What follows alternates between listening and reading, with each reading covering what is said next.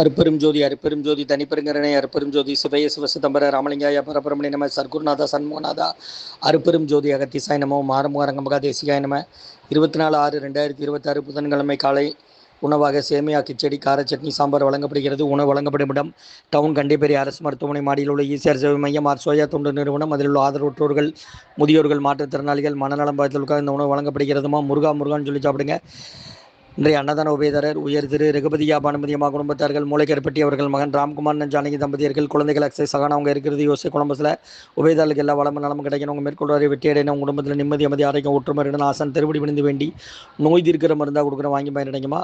முருகான்னு சொல்லி சாப்பிடுங்க. ஸ்ரீ அகத்தியர் சன்மார்க்க சங்கம் ஓங்காரக்குடில் துறையூர் திருச்சி கிளை திருநெல்வேலி.